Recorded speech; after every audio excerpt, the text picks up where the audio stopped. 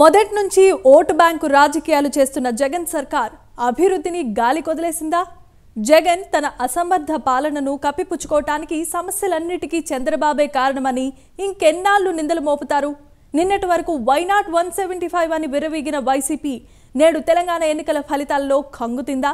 ఓటమి భయంతో ఇన్ఛార్జీల మార్పు చేపట్టారా? ఇన్ఛార్జీల మార్పుతో వైసీపీలో రాజీనామాల పర్వం మొదలైందా? రాజమండ్రిలో రోడ్ల పరిస్థితి రాష్ట్ర వ్యాప్తంగా ఉన్న రోడ్ల దుస్థితికి అడ్డం పడుతోందా? రాష్ట్రంలోని రోడ్ల దుస్థితిపై జనసేన చేసిన పోరాటాలను వైసీపీ ప్రభుత్వం ఎందుకు నిర్లక్ష్యం చేసింది? రోడ్ల దుస్థితి రాష్ట్ర దుస్థితి తొలగిపోవాలంటే వైసీపీ సర్కార్ను గద్దె దించడం ఒక్కటే మార్గమా?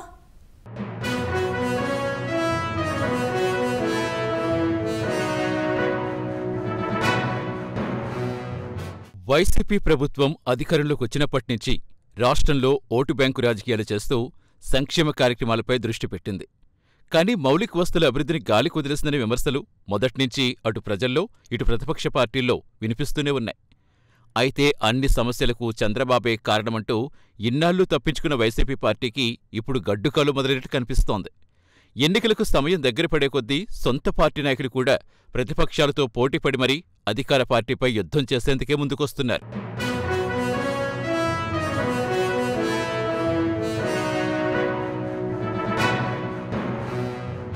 మరోవైపు నిన్నటి వరకు వై నాట్ 175 అని విర్రవీగిన వైసీపీ నేడు తెలంగాణ ఎన్నికల ఫలితాలతో కంగుతిని ఎలాగైనా మళ్లీ అధికారంలోకి రావాలని నియోజకవర్గ ఇన్ఛార్జీల మార్పుకు శ్రీకారం చుట్టింది.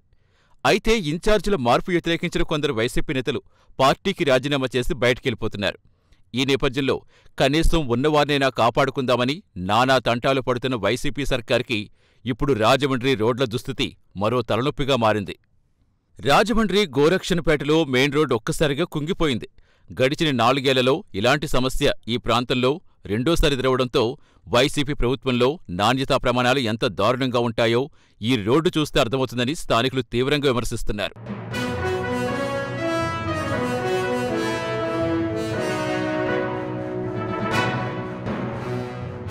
గతంలోనూ పైప్లైన్ పగిలి ఇదే ప్రాంతంలో గొయ్యి ఏర్పడింది. అయితే రోడ్డుకు మరమ్మతులు చేసి తిరిగి అందుబాటులోకి తెచ్చిన కొద్ది కాలానికే మళ్లీ గొయ్యిలు ఏర్పడ్డాయి. దీంతో కార్పొరేటర్ నిర్లక్ష్యం, కాంట్రాక్టర్ల కక్కుర్తి, ప్రభుత్వ అలసత్వం కారణంగా ఈ పరిస్థితి ఉత్పన్నమైందంటూ స్థానిక జనసేన నేతలు ప్రభుత్వంపై మండిపడుతున్నారు. ఇన్నాళ్లుగా గుంతల రోడ్డులతో సర్దుకుపోతున్న ప్రజలు ఇప్పుడిలా స్విమ్మింగ్ పూల్ను తలపిస్తున్న గొయ్యలను దాటి వెళ్లాల్సిన దయనీయ స్థితి ఎదురైందని, దీంతో ఈ రోడ్లపై ప్రయాణం చేయటం మా వల్ల కాదని ఇన్ఛార్జీల కన్నా ముందుగానే రాష్ట్రంలో రోడ్ల దుస్థితి మార్చండి మహాప్రభ అంటూ స్థానిక ప్రజలు వైసీపీ ప్రభుత్వాన్ని వేడుకుంటున్నారు.